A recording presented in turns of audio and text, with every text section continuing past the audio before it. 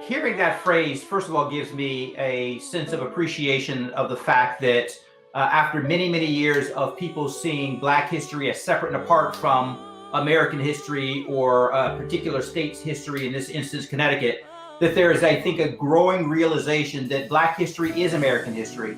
I've become a great appreciator of the men and women in history that have not always had the limelight, the individuals who have played a significant role in various moments. Let's take the civil rights movement. I mean, we often and rightfully talk about Dr. King and Malcolm X and Medgar Evers and so many others, but there were individuals such as Ella Baker and Dorothy Johnson and Joanne Robinson and even Coretta Scott King who played a key role in advising, counseling, and providing critical support to the civil rights movement and the march toward racial justice. And those individuals don't often get the type of attention that is meritorious to them. It is unfortunate that in 2021, we still have this narrative of somehow diminishing, devaluing the accomplishments of Blacks, that we somehow,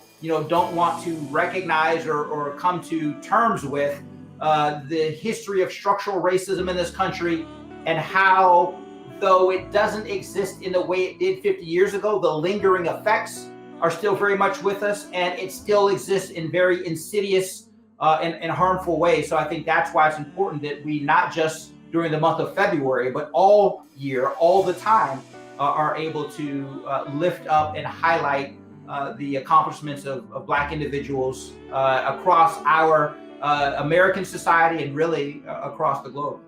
Our mission, which is the undergirding of everything that we do, is actually to put philanthropy into action to create lasting solutions that result in vibrant communities.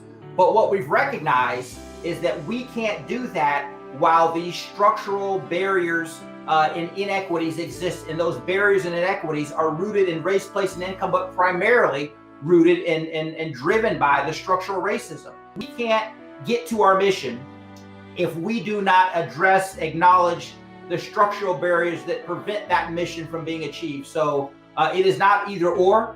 It is us addressing these inequities in service and in the name of our mission. So again, there's a long road ahead of us. There are a lot of partners that are essential in doing this.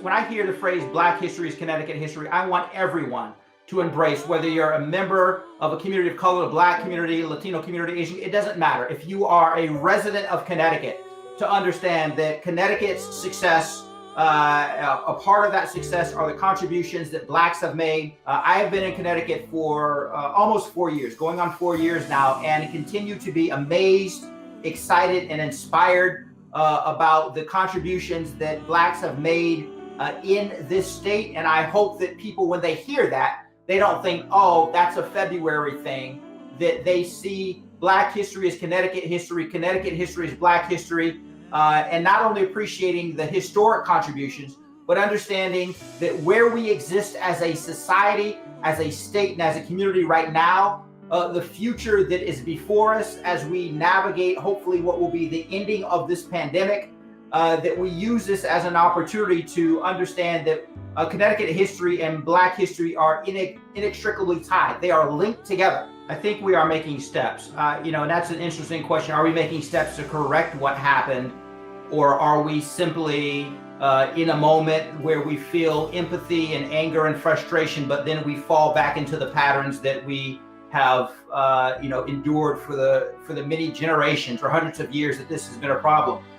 There's probably both. There are those that have certainly have awoken to what Blacks and other members of communities of color have been saying, that things aren't equal, that we've made progress, but there is still more work, I think, ahead of us than there is behind us.